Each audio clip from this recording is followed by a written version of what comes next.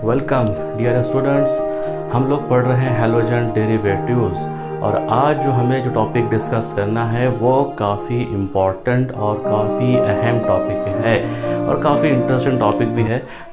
और ये टॉपिक इसलिए इम्पॉर्टेंट है कि इस टॉपिक को समझना इसलिए ज़रूरी है क्योंकि इसी टॉपिक पर बेस्ड होगा आपका अगला टॉपिक जो कि हमारा रिएक्टिविटी ऑफ अल्किल हैलाइड्स, जो कि रहेगा SN1 और SN2 मैकेनिज़्म। उसको समझने के लिए आज का जो लेक्चर समझ में आना आप लोगों के लिए बहुत ज़्यादा ज़रूरी है।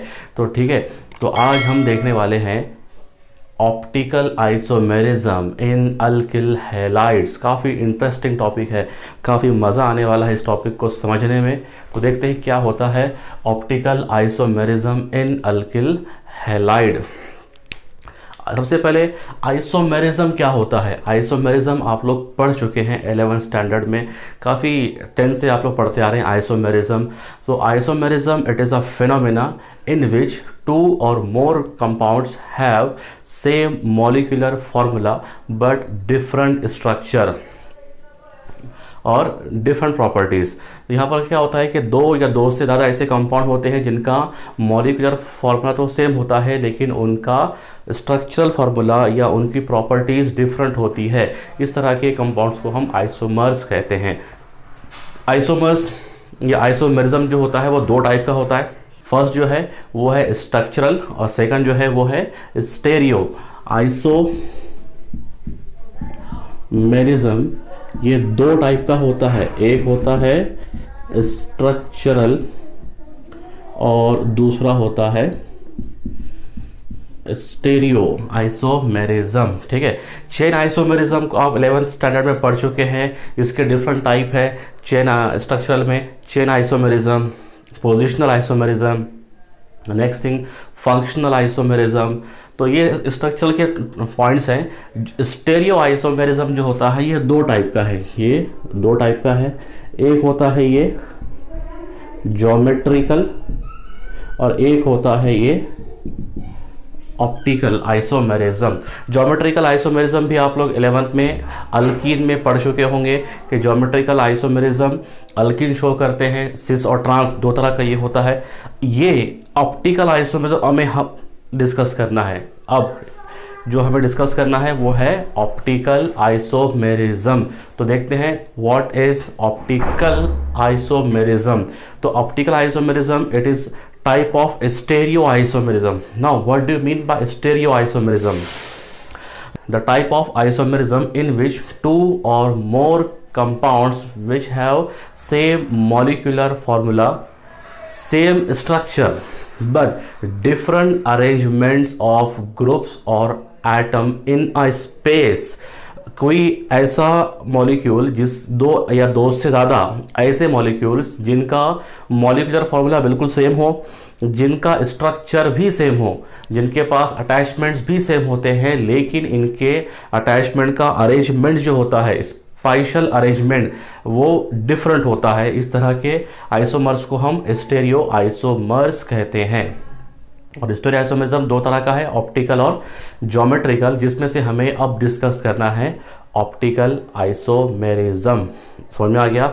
इधर वाला पार्ट 11th में है, यहाँ फोकस कीजिए अभी, ये यहाँ को छोड़ दीजिए अभी। ये इधर क्या है, वो क्या क्या होता है वो सब आप लोग सीख जाएंगे बाद में, या आता होगा आप लोगों को। अभी पूरा फोकस आपको यहाँ करना है, ऑप्टिकल आइसोमेरिज्म सीखने पर करना है।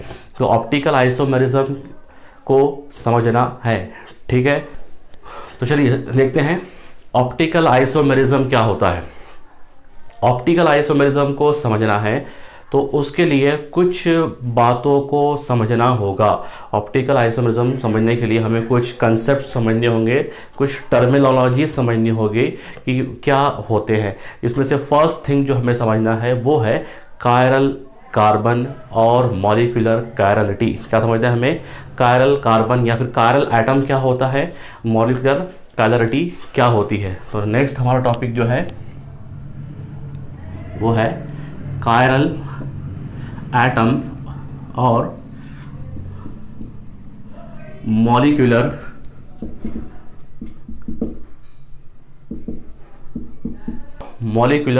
कायरलिटी और एंड मॉलिक्यूलर कायरलिटी। ये समझना है।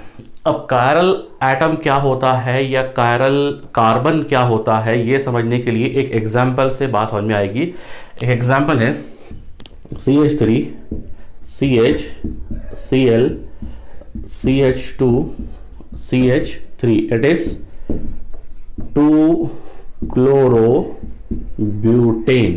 ये हमारा 2-chlorobutane है। अल्किल हैलाइडी है क्योंकि हमें हैलोजन डेरिवेटिव्स में देखना है ऑप्टिकल आइसोमेरिज्म। तो यहाँ पर देखिए 2-chlorobutane की अगर हम बात करते हैं तो 2-chlorobutane में जो हमारे नंबर ऑफ कार्बन्स हैं, ये फर्स्ट कार्बन है, ये सेकंड कार्बन है, ये थर्ड कार्बन है और ये फोर्थ कार्बन है। अब हम देखते हैं कि इनके पास क्या क्या अटैचमेंट है। फर्स्ट वाले के पास क्या अटैचमेंट है, सेकंड वाले के पास में क्या क्या अटैचमेंट्स है, थर्ड पे क्या है, फोर्थ पे क्या है, सिर्फ समझ रहे हैं अभी हम लोग, एनालाइज कर रहे हैं समझने के लिए। तो देखिए C1 ये फर्स्ट कार्बन जो है, इसके पास में क्या क्या है, इसके पास में देखिए एक हाइड्रोजन है, दूसरा भी हाइड्रोजन है, तीसरा भी हाइड्रोजन है, ये 1 2 3 हाइड्रोजन है और चौथा जो है ये ग्रुप है वाला, ये वाला ग्रुप है। कौन सा, ये CH Cl CH2 और CH3 ये ग्रुप है। ये हो गया हमारा फर्स्ट का, ये सेकंड, थर्ड और ये फोर्थ कार्बन है। नेक्स्ट थिंग C2 की हम बात करते हैं, सेकंड कार्बन की अगर हम बात करते हैं, इसके पास में क्या अटैचमेंट्स है, तो इसके पास में है एक हाइड्रोजन, ये एक हाइड्रोजन है। सेकंड इसके पास में एक Cl है, ये Cl आ गया। एक इसके पास में मिथिल ग्रुप है, ये CH3 आ गया, राइट। CH3 फर्स्ट कार्बन वाला, तो मैं यहाँ पे लेता हूँ ये फर्स्ट वाला CH3 है इसके पास में। नेक्स्ट इसके पास में ये CH2 CH3 ग्रुप है, एक एथिल ग्रुप है, एक CH2 CH3 ग्रुप है, थर्ड और फोर्थ नंबर वाला कार्बन। ये हो गया हमारा सेकंड वाले के। थर्ड की अगर हम बात करते हैं C3 की, इसके पास क्या है, इसके पास में 2 हाइड्रोजन है, उसके बाद एक मिथिल ग्रुप है CH3, उसके बाद एक जो है तो CH Cl और CH3 है, ये CH Cl और CH3 है। तो ये हो गया C3 का, ये जो है हमारा सेकंड और ये फर्स्ट कार्बन है और ये हमारा फोर्थ कार्बन है।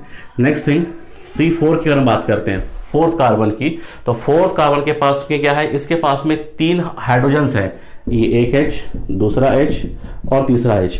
नेक्स्ट थिंग क्या है, एक ये CH2 CH Cl और CH3 ग्रुप है, राइट। CH2 CH Cl और CH3 ग्रुप है। तो इस तरीके से ये हमारा थर्ड, ये सेकंड और ये फर्स्ट कार्बन है। ये हमने क्या किया, एक डेटा हमने तैयार कर लिया है कि किस किस कार्बन के पास में क्या क्या अटैचमेंट्स हैं। तो अब यहाँ पर देखिए, अगर हम फर्स्ट कार्बन की बात करते हैं तो इसके पास में ये 3 अटैचमेंट बिल्कुल सेम है, तीनों सेम हाइड्रोजन हैं। सेकंड की बात अगर हम करते हैं तो सेकंड वाले के पास में एक हाइड्रोजन है, एक क्लोरीन है Cl, एक मिथिल ग्रुप है CH3 और एक इथिल ग्रुप है, राइट। ये C2H5 ग्रुप है, CH2 CH3 इथिल ग्रुप। मतलब जो हमारा सेकंड कार्बन है, ये वाला कार्बन, इसके पास ऑल 4 अटैचमेंट्स या ऑल 4 एटम्स और ग्रुप ऑफ एटम्स डिफरेंट है, कोई भी सेम नहीं है, चारों अलग अलग है।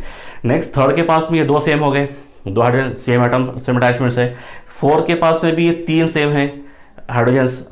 तो हमारा ये मॉलिक्यूल ऐसा है जिसके पास में हमारा सेकंड कार्बन ऐसा है जिसके पास में ऑल 4 अटैचमेंट डिफरेंट है, ऑल 4 जो ग्रुप्स है या ग्रुप्स ऑफ एटम है वो अलग अलग हैं, सेम नहीं है। तो इस तरह का जो कार्बन होता है, इस तरह का जो कार्बन होता है जिसके पास चारों भी अटैचमेंट डिफरेंट होते हैं, इस तरह के कार्बन को कायरल कार्बन कहा जाता है। क्या बोलते हैं इसे बोलते हैं कायरल कार्बन या फिर कायरल एटम से हम बोलेंगे।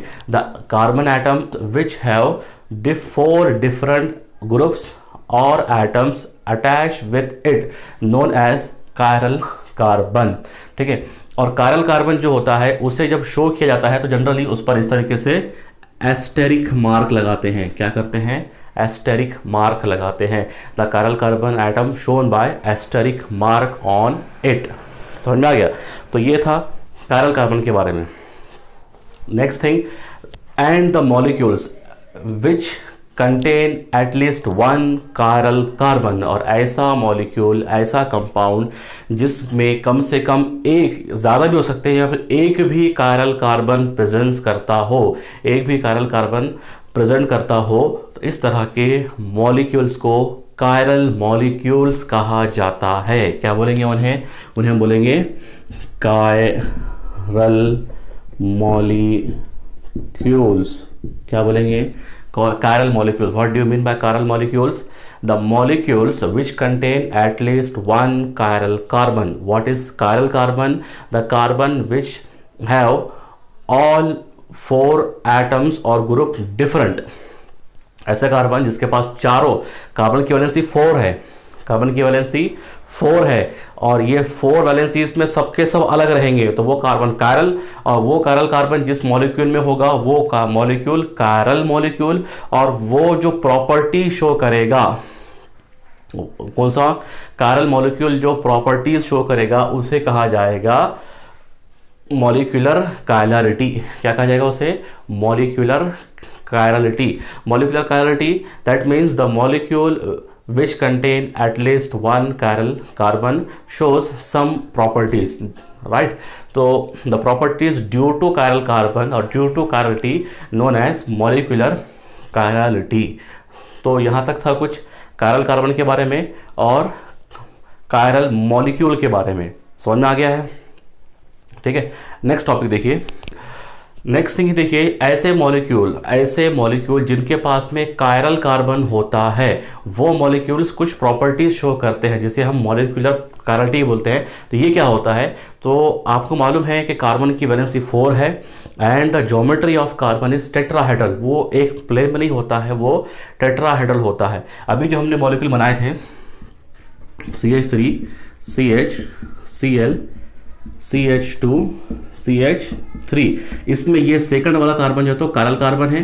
कायरल कार्बन को हम एस्टेरिक मार्क से भी डिनोट करते हैं, एस्टेरिक मार्क ऑन इट, तो ये हमारा कायरल कार्बन है। अब इसे हमको टेट्राहेड्रल फॉर्म में बनाना हो पेपर पर या फिर बोर्ड पर, तो कैसे बनाते हैं? तो उसके लिए हम जो है तो वेज फार्मूला यूज़ करते हैं। वेज फार्मूला आगे थोड़ा डिटेल में आएगा इसी लेक्चर में। तो लेकिन वेज फार्मूला क्या होता है? वेज फार्मूला कार्बन के टेट्राहेड्रल अरेंजमेंट को शो करने के लिए बनाया जाता है। तो अभी इसे हम क्या करते हैं? वेज फार्मूले में रिप्रेजेंट करते हैं। तो कैसे करेंगे? तो जो कायरल कार्बन है उसे सेंटर में लिखेंगे C, राइट।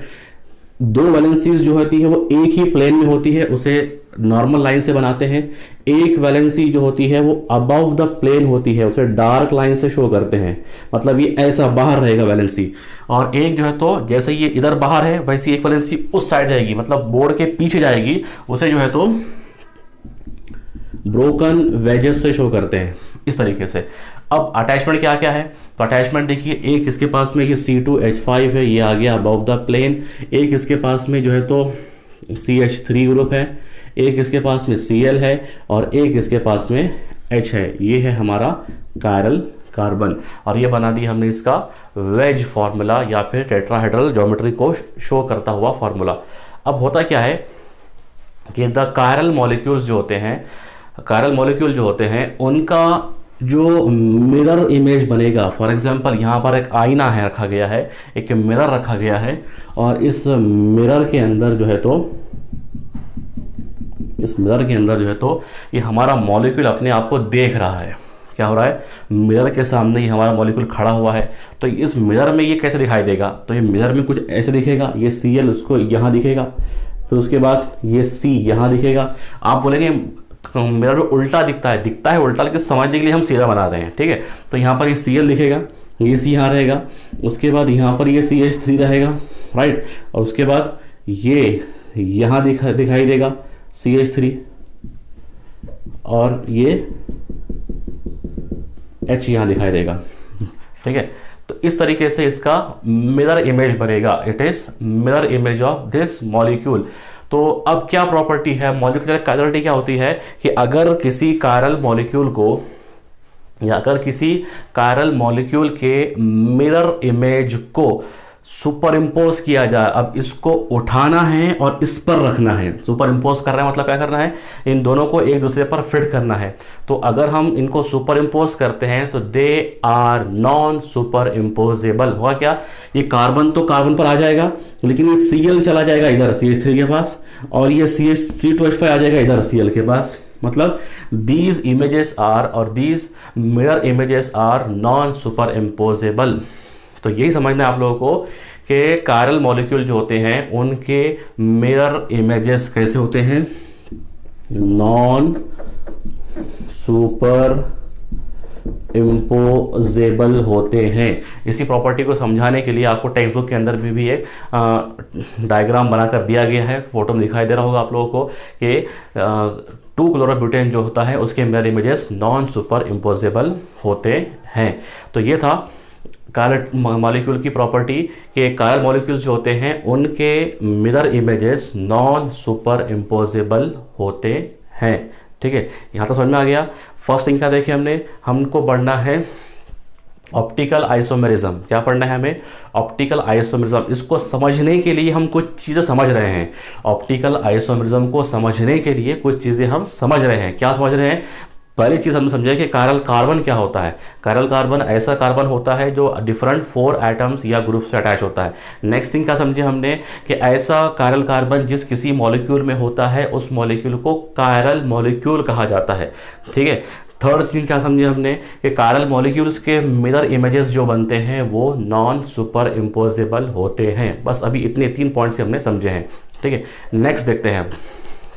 तो नेक्स्ट टॉपिक देखिए कि अब यहाँ पर देखिए कायरल मॉलिक्यूल जो था, ये फोटो में देखिए आप लोग, ये कायरल मॉलिक्यूल जो है और उसका मिरर इमेजेस जो है, कायरल मॉलिक्यूल का जो मिरर इमेज है, इन दोनों का जो रिलेशनशिप है वो बिल्कुल हमारे हाथों के ताल्लुक की जैसे है।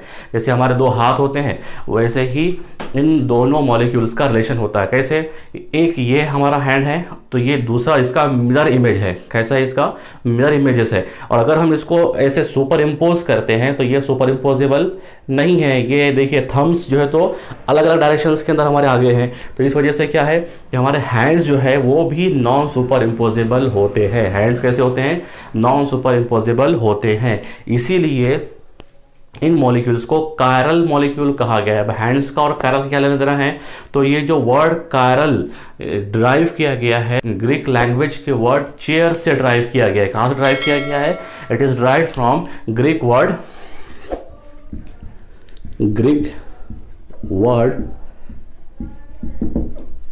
चेयर। ग्रीक वर्ड चेयर से ये ड्राइव किया गया है, CHEIR चेयर।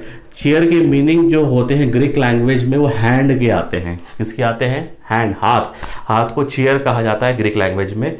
तो इसीलिए जो है तो इस चेयर से कायरल ये वर्ड ड्राइव किया गया है ताकि हम लोगों को समझ सके कि हाथों वाला मसला है, मतलब नॉन सुपर इम्पोजेबल वाले ये ऑब्जेक्ट्स होते हैं। तो this molecule possesses handedness, this molecule possesses handedness और chirality।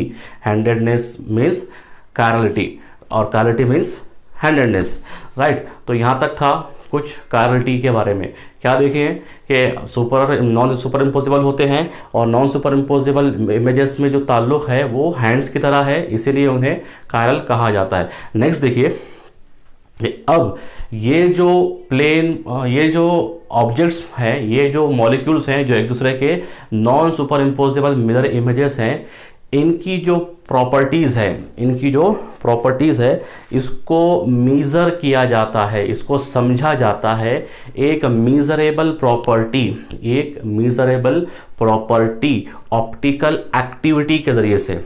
इनकी प्रॉपर्टी को मीज़र करना, गिनना है तो कैसे गिनने के लिए कुछ हमें जिसको हम बोलते हैं पैमाना चाहिए, जिससे हम उनको नाप तोल कर सके कि कैसे हम जो है तो इसको प्रॉपर्टी को नापेंगे। तो in non super imposable mirror images की प्रॉपर्टीज़ को जो है तो काउंट किया जाता है या स्टडी किया जाता है एक प्रॉपर्टी के जरिए से, जिस प्रॉपर्टी को ऑप्टिकल एक्टिविटी कहा जाता है। क्या बोलते हैं उसे, ऑप्टिकल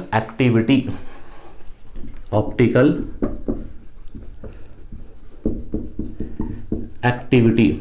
सो कायरल मॉलिक्यूल्स और non super imposable mirror images, ये इमेजेस तो है लेकिन ये दोनों फॉर्म में होते हैं, एक ये है तो दूसरा भी होता है, उसका मिरर इमेजेस वाला भी फॉर्मेट मॉलिक्यूल होता है, इसलिए इन दोनों को जो है तो हम ऑप्टिकल आइसोमर्स या स्टेरियो आइसोमर्स हम उनको कहते हैं। तो ऑप्टिकल एक्टिविटी क्या है, अब ये समझना है, अब क्या समझना है हमें कि ऑप्टिकल एक्टिविटी क्या है। ऑप्टिकल एक्टिविटी क्यों समझना है, क्योंकि ऑप्टिकल एक्टिविटी से हम इन दो मॉलिक्यूल्स की प्रॉपर्टी को समझेंगे, मेजर करेंगे। तो now next thing, what do you mean bye optical activity. तो देखिए होता क्या है कि ऑप्टिकल एक्टिविटी को समझने के लिए आपको ये समझना होगा कि प्लेन पोलराइज्ड लाइट क्या होता है। इसको समझने के लिए आपको प्लेन पोलराइज्ड लाइट क्या है ये मालूम होना चाहिए। What do you mean by plane polarised light, right. तो what do you mean by plane polarised light. तो प्लेन पोलराइज्ड लाइट के लिए आपको मालूम होना चाहिए कि हमारी ऑर्डिनरी लाइट क्या होती है। हमारी ऑर्डिनरी लाइट क्या होती है, मैं यहाँ लिखता हूँ, ऑर्डिनरी लाइट क्या होता है। लाइट्स के बारे में आपने फिजिक्स में पढ़ा होगा कि लाइट जो है तो ट्रैवल करती है in the form of waves, बराबर है, सही है। जो हमारी लाइट है उसकी ट्रैवलिंग जो होती है वो कैसे होती है, वो वेव्स के फॉर्मेट में होती है। इस तरीके से लाइट ट्रैवलिंग करती है, या फिर ऑसिलेशन के फॉर्मेट में भी ये ट्रैवलिंग करती है। ऑसिलेशन मतलब कुछ ऐसे शो करते हैं, ये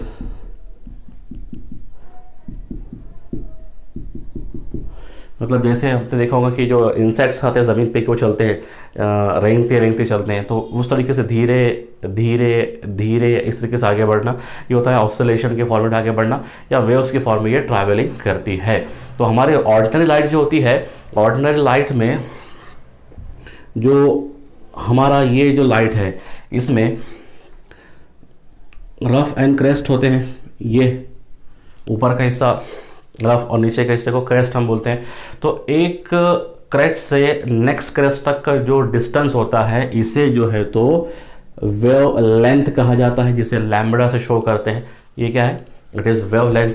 तो ordinary light consist of rays of different wavelength. हमारी ऑर्डिनरी लाइट में जो रेज होती है वो अलग अलग डिफरेंट वेव लेंथ की होती है, एंड they are propagating और they are vibrating in all possible directions। मतलब ये लाइट जो होती है, ये लाइट जो है तो ऑर्डिनरी लाइट ये हर पॉसिबल डायरेक्शन में, अगर यहाँ से ये निकल रही है तो ये हर तरफ हर पॉसिबल डायरेक्शन में जो है तो वाइब्रेट करती है, प्रोपोगेट करती है परपेंडिकुलर टू इट्स ओरिजिन। यहाँ से निकल रहा है वहाँ से बिल्कुल ये हर डायरेक्शन में ये आगे बढ़ेगा।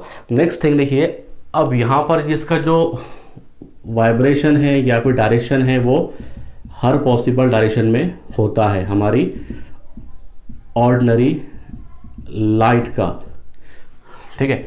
अब क्या करना है, अगर हम हमारी ऑर्डिनरी लाइट को निकोल्स प्रिज्म से पास करते हैं। निकोल्स प्रिज्म आपने देखा होगा साइंस लैब में, निकोल प्रिज्म होता है। निकोल प्रिज्म से अगर हम हमारी ऑर्डिनरी लाइट को पास करते हैं तो क्या होता है, ये अक्सर एक्सपेरिमेंट करके देखा भी होगा।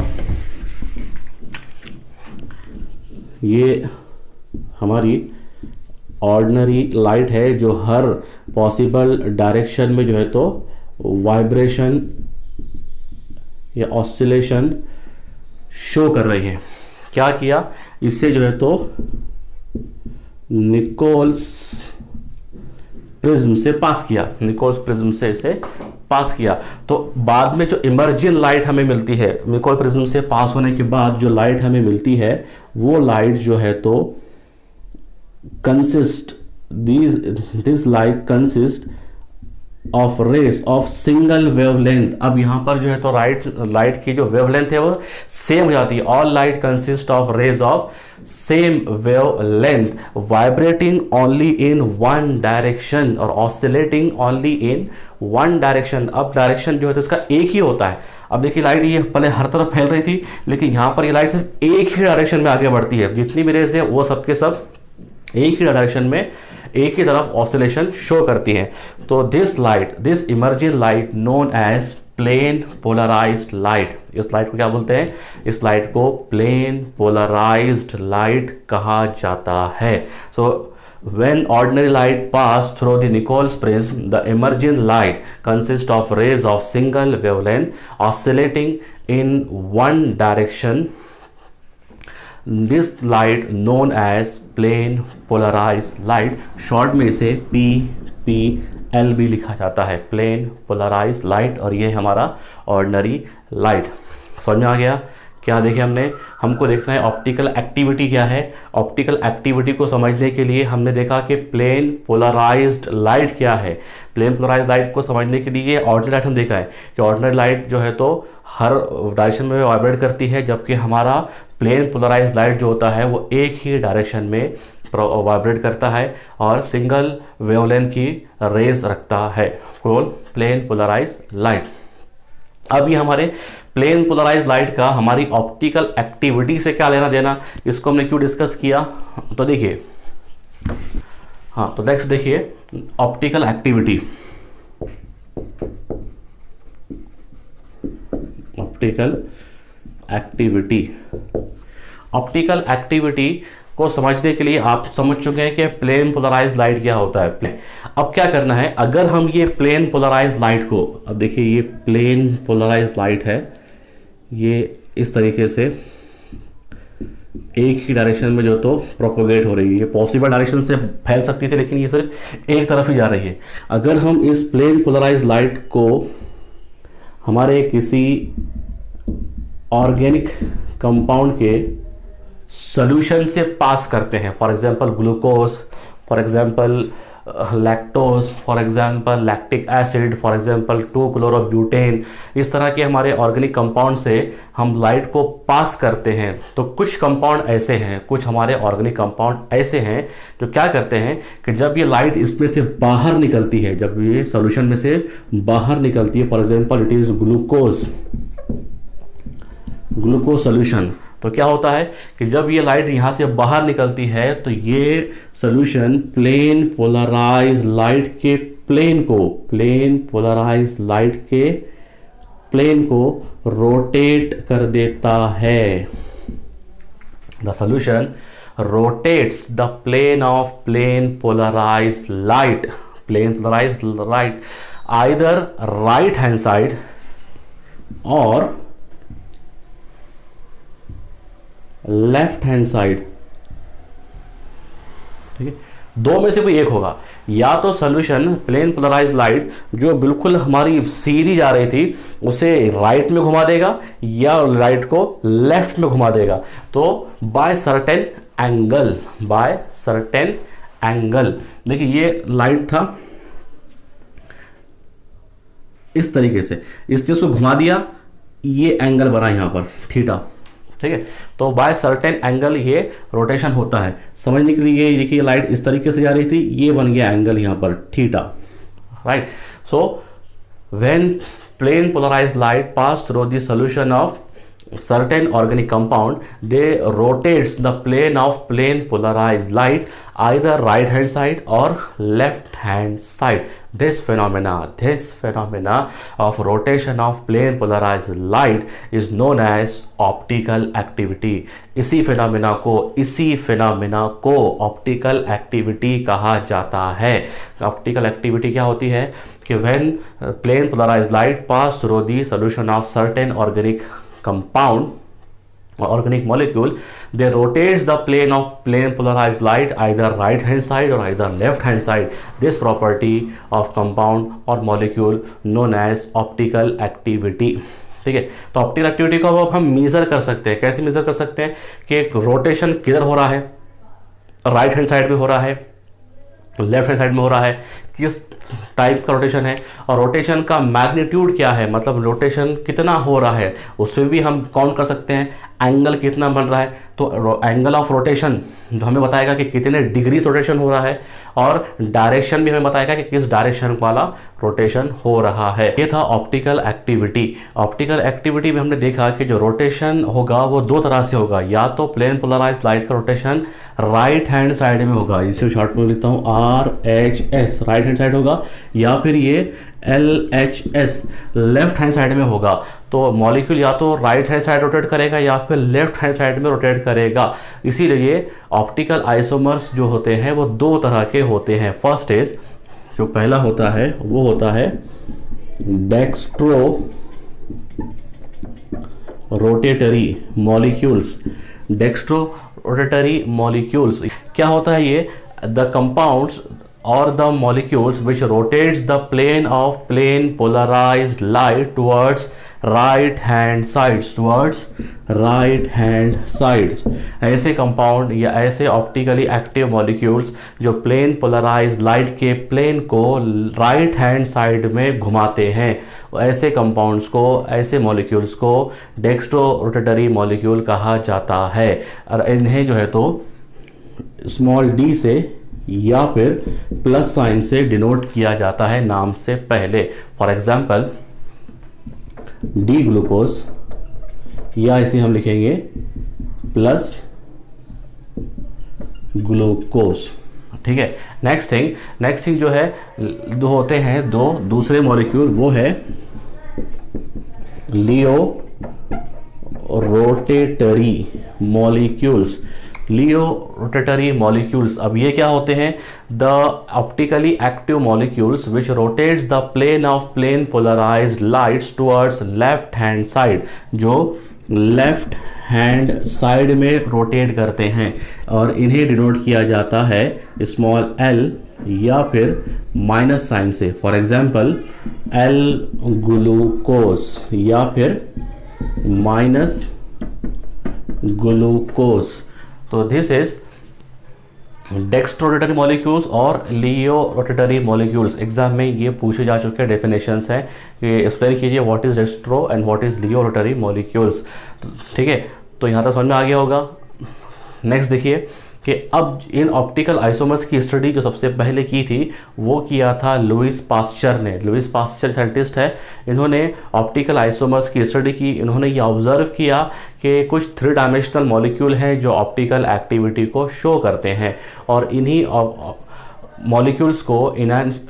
मॉलिक्यूल्स को लुईस पास्चर ने नाम दिया था इनांशियोमर्स। क्या नाम दिया था? इनांशियोमर्स। तो क्या होते हैं इनांशियोमर्स? साफ कर लेते हैं। नेक्स्ट हमारा है नई टर्मिनोलॉजी, क्या आ रही है आप लोगों के लिए? वो है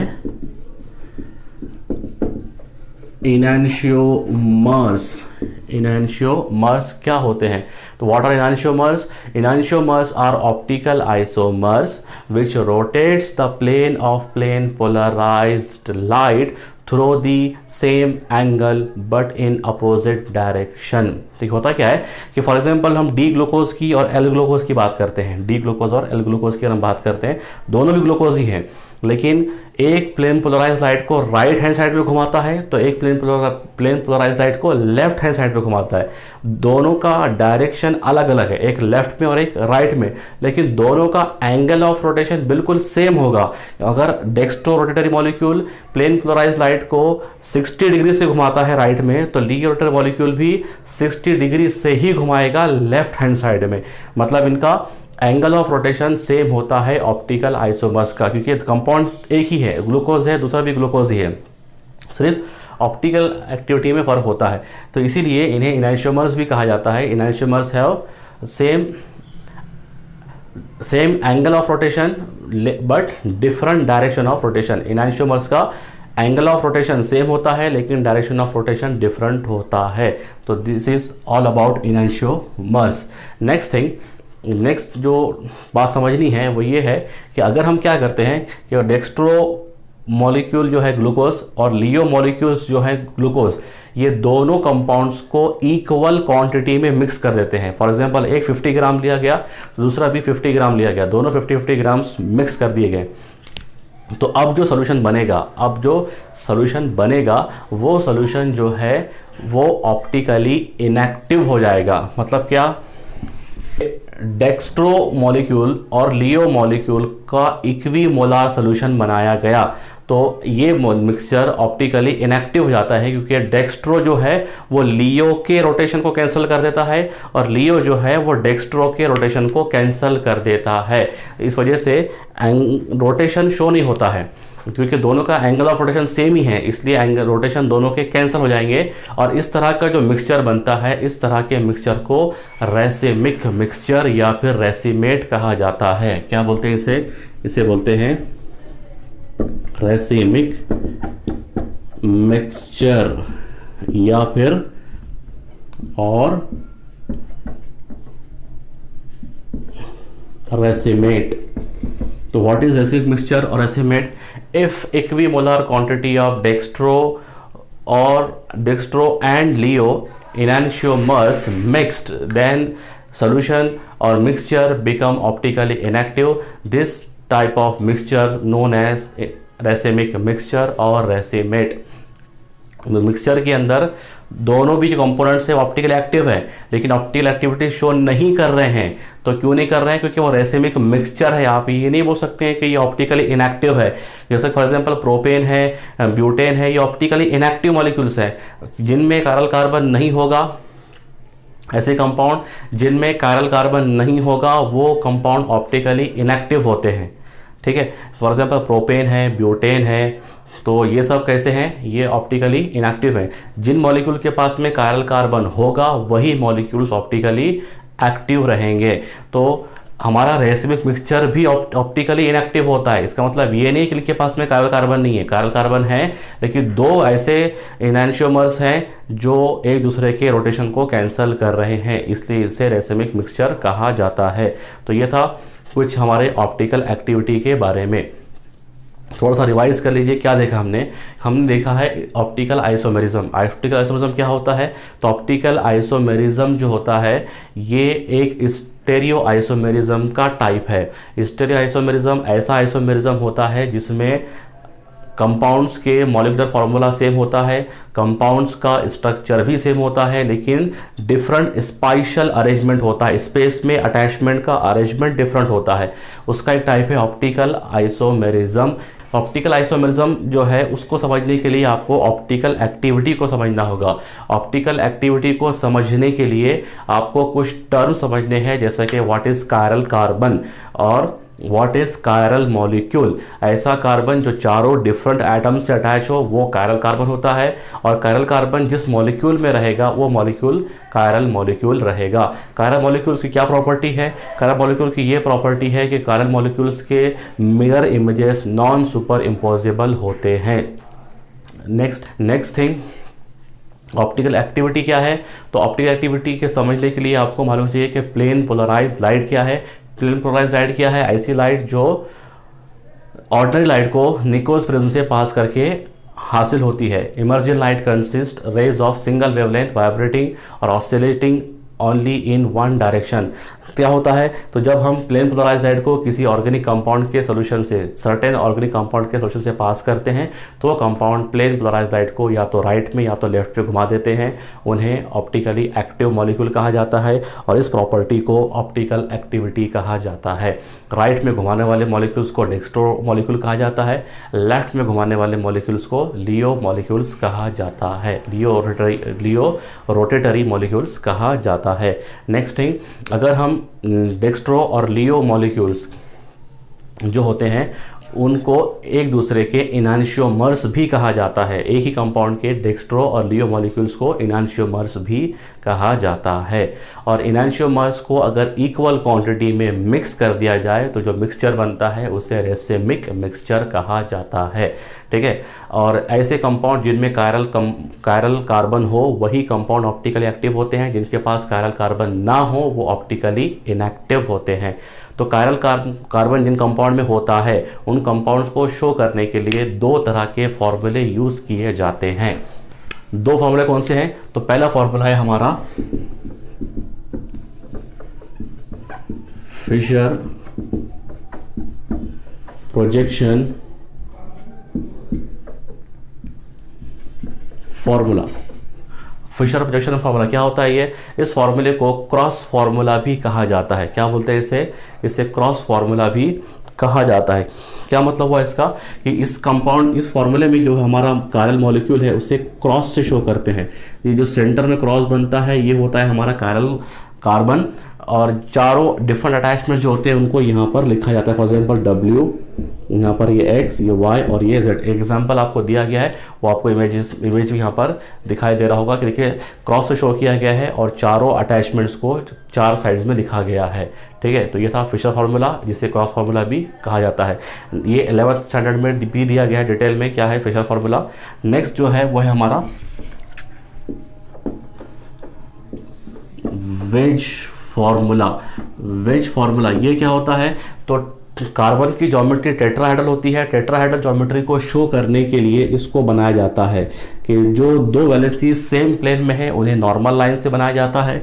जो वैलेंसी अबव द प्लेन आती है, मतलब ये एक ऊपर रहेगी तो उसे डार्क लाइन से शो किया जाता है और एक को डॉटेड वेजेस से शो किया जाता है। तो ये जो फार्मूला है इसे वेज फार्मूला कहा जाता है, जो टेट्राहेड्रल कार्बन को रिप्रेजेंट करने के लिए बनाया जाता है। जो चार वैलेंसीज हैं उन्हें यहाँ पे शो करेंगे। फॉर एग्जांपल दिखाता हूँ। फॉर एग्जांपल यहाँ पर एक CH3 है, ये Cl है, ये C2H5 है और यहाँ पर ये H है। एग्जाम्पल आपको टेक्स्ट बुक में दी गई है, यहाँ पर आपको इमेज में दिखाई दे रहा होगा कि वेज फार्मूला कैसे बनाया जाता है। Dark line shows above the plane valencies और broken wedges shows below the plane valency. एक ऐसे बाहर रहेगी वैलेंसी और एक ऐसे ही उसके पीछे जाएगी, तो उसे हम डॉटेड लाइन से शो करते हैं। तो यहाँ तक था हमारा ऑप्टिकल आइसोमेरिज्म के बारे में। इस टॉपिक को अच्छे से समझिए क्योंकि आपको इस टॉपिक को आगे अप्लाई करना है, यूज़ करना है SN1 SN2 मैकेनिज्म में। ठीक है, तो तब तक के लिए यहीं पर हम रुकते हैं।